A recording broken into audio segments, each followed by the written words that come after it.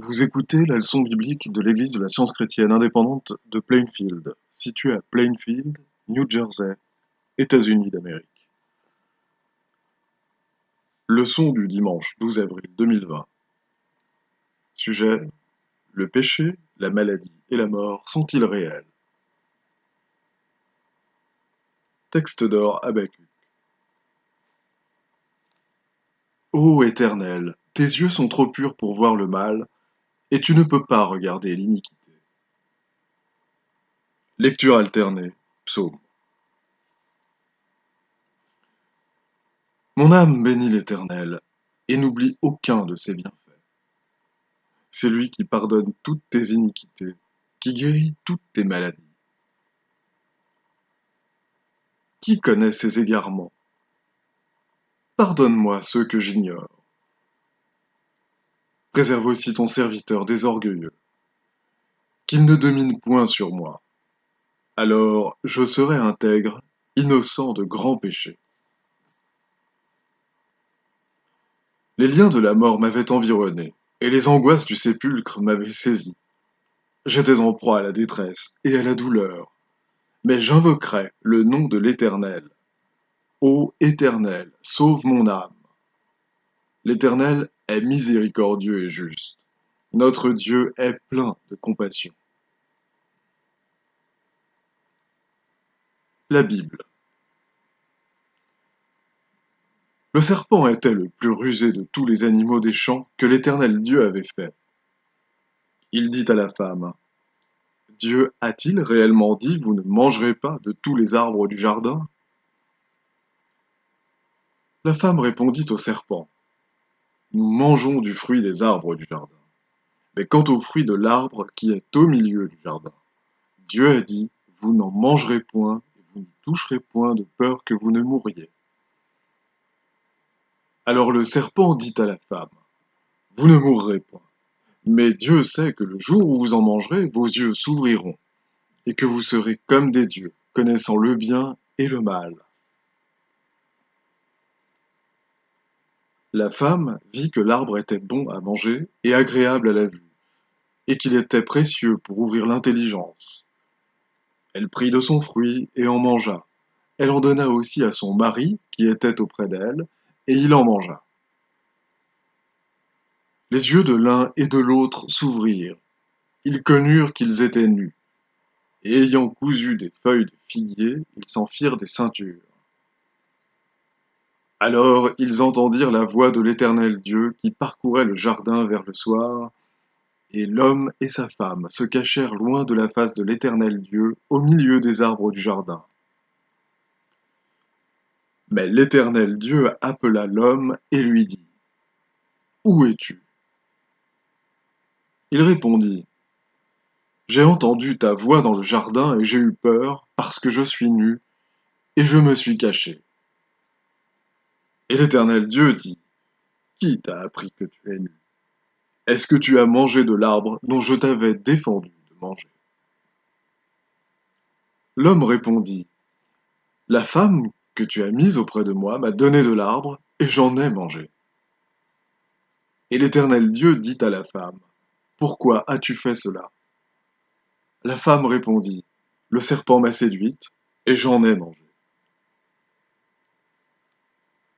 Jésus parcourait toutes les villes et les villages, enseignant dans les synagogues, prêchant la bonne nouvelle du royaume, et guérissant toute maladie et toute infirmité. Comme Jésus entrait dans Capernaum, un centenier l'aborda, le priant et disant: Seigneur, mon serviteur est couché à la maison, atteint de paralysie et souffrant beaucoup. Jésus lui dit: j'irai, et je le guérirai. Le centenier répondit: Seigneur, je ne suis pas digne que tu entres sous mon toit, mais dis seulement un mot, et mon serviteur sera guéri. Car moi qui suis soumis à des supérieurs, j'ai des soldats sous mes ordres, et je dis à l'un: va, et il va, à l'autre: viens, et il vient, et à mon serviteur: fais cela, et il le fait. Après l'avoir entendu, Jésus fut dans l'étonnement, et il dit à ceux qui le suivaient: Je vous le dis en vérité, même en Israël, je n'ai pas trouvé une aussi grande foi. Puis Jésus dit au centenier, Va, qu'il te soit fait selon ta foi. Et alors même, le serviteur fut guéri. Dès que le matin fut venu, tous les principaux sacrificateurs et les anciens du peuple tinrent conseil contre Jésus pour le faire mourir. Arrivés au lieu nommé Golgotha, ils l'ont crucifié. Le soir étant venu, arriva un homme riche d'Arimathée, nommé Joseph, lequel était aussi disciple de Jésus. Il se rendit vers Pilate et demanda le corps de Jésus. Et Pilate ordonna de le remettre. Joseph prit le corps, l'enveloppa d'un linceul blanc et le déposa dans un sépulcre neuf qu'il s'était fait tailler dans le roc. Puis il roula une grande pierre à l'entrée du sépulcre et il s'en alla.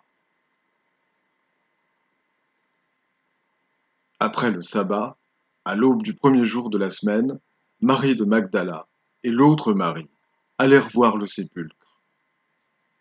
Et voici, il y eut un grand tremblement de terre, car un ange du Seigneur descendit du ciel, vint rouler la pierre et s'assit dessus. Son aspect était comme l'éclair, et son vêtement blanc comme la neige. Les gardes tremblèrent de peur et devinrent comme morts. Mais l'ange prit la parole et dit aux femmes, Pour vous, ne craignez pas, car je sais que vous cherchez Jésus qui a été crucifié. Il n'est point ici, il est ressuscité, comme il l'avait dit. Venez, voyez le lieu où il était couché. Et allez promptement dire à ses disciples qu'il est ressuscité des morts. Et voici, il vous précède en Galilée. C'est là que vous le verrez. Voici, je vous l'ai dit. Elles s'éloignèrent promptement du sépulcre, avec crainte et avec une grande joie, et elles coururent porter la nouvelle aux disciples. Et voici, Jésus vint à leur rencontre, et il dit, Je vous salue.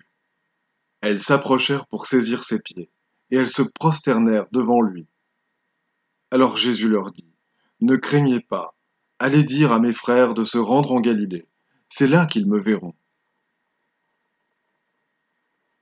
Et Dieu essuiera toute larme de leurs yeux, et la mort ne sera plus. Il n'y aura plus ni deuil, ni cri, ni douleur, car les premières choses ont disparu. Et celui qui était assis sur le trône dit, Voici, je fais toutes choses nouvelles. Et il dit, Écris, car ces paroles sont certaines et véritables.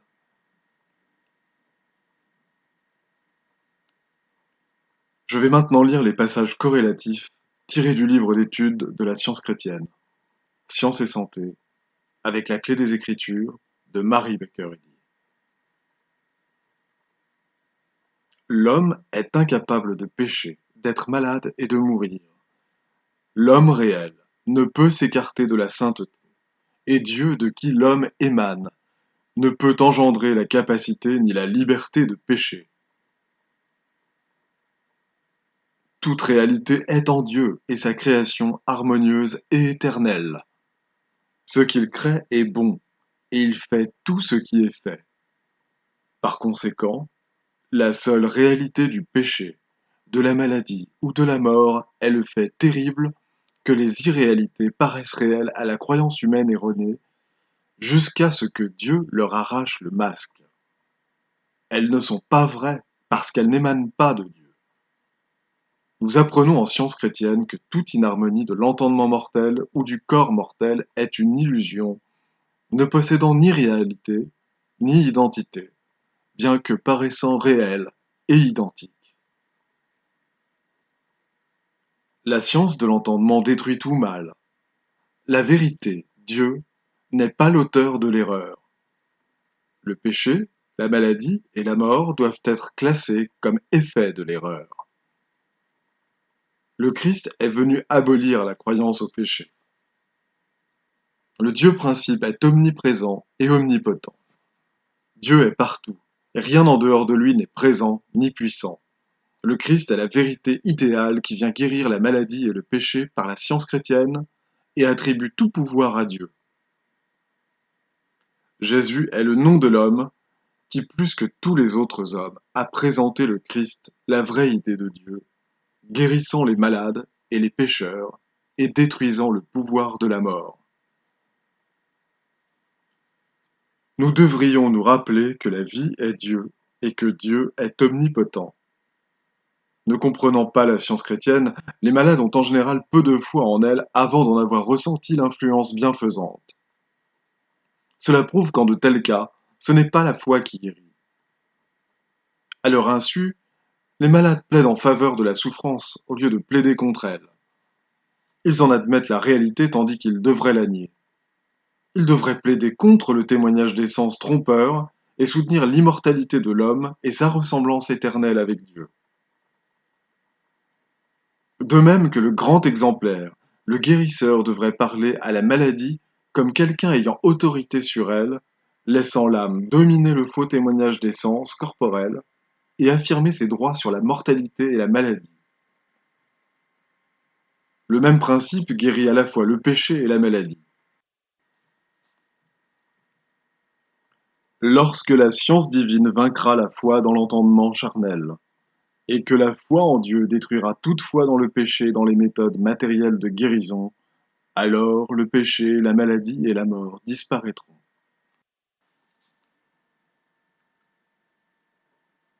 Lorsque nous faisons disparaître la maladie en nous adressant à l'entendement troublé, sans tenir compte du corps, nous prouvons que seule la pensée crée la souffrance.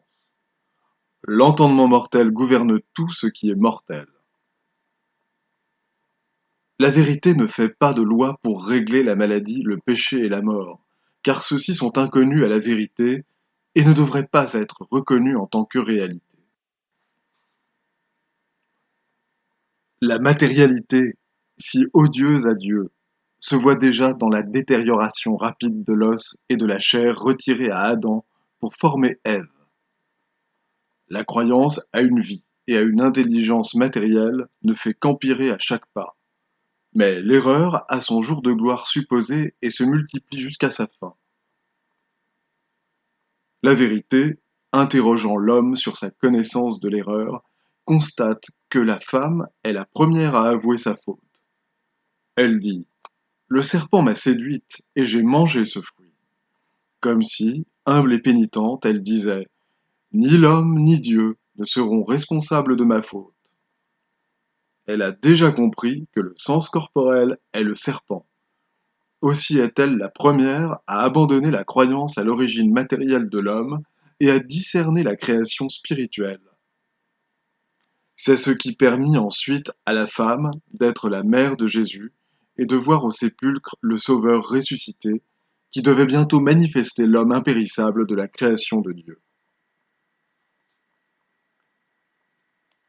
3 jours après l'ensevelissement de son corps, il parlait avec ses disciples. Les persécuteurs n'avaient pu cacher la vérité et l'amour immortel dans un sépulcre. Gloire à Dieu et paix au cœur qui lutte. Le Christ a enlevé la pierre de devant la porte de l'espérance et de la foi humaine et a élevé celle-ci, par la révélation et la démonstration de la vie en Dieu, jusqu'à la possibilité d'une union avec l'idée spirituelle de l'homme et son principe divin, l'amour. Sa résurrection fut aussi leur résurrection. Elle les aida à s'élever et à élever les autres hors de la léthargie spirituelle et de la croyance aveugle en Dieu, jusqu'à la perception des possibilités infinies. Ils avaient besoin d'être ainsi vivifiés, car bientôt leur maître bien-aimé allait s'élever de nouveau dans le royaume spirituel de la réalité, bien au-delà de leur perception. En récompense de sa fidélité, il allait pour le sens matériel disparaître dans cette transformation que depuis on a appelée l'ascension.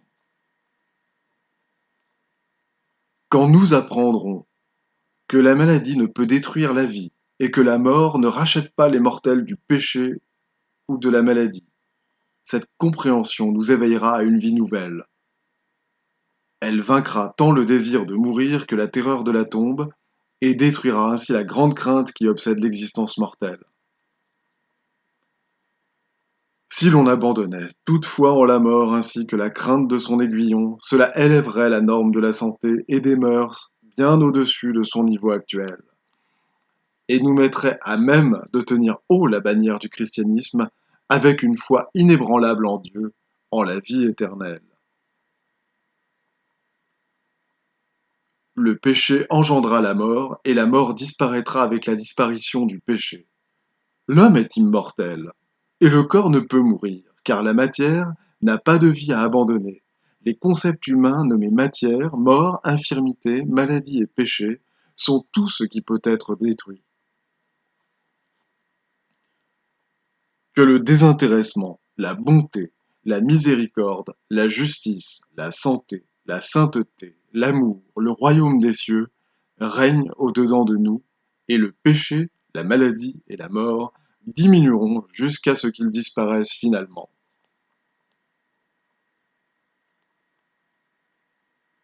Je vais maintenant lire les devoirs quotidiens de Mary Baker Eddy. Prière quotidienne. Il sera du devoir de tout membre de cette Église de prier chaque jour. Que ton règne vienne, que le règne de la vérité, de la vie et de l'amour divin soit établi en moi et élimine de moi tout péché. Et puisse ta parole enrichir les affections de toute l'humanité et la gouverner. Règles pour les mobiles et les actes. Ni l'animosité, ni un attachement purement personnel ne doivent déterminer les mobiles ou les actes des membres de l'Église mère.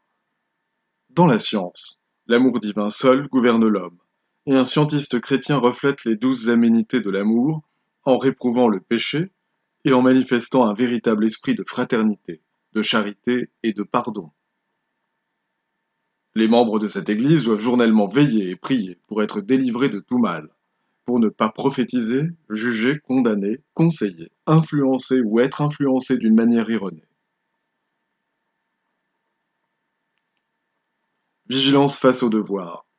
Il sera du devoir de chaque membre de cette Église de se défendre journellement contre la suggestion mentale agressive et de ne pas se laisser entraîner à oublier ou à négliger son devoir envers Dieu, envers son leader et envers l'humanité.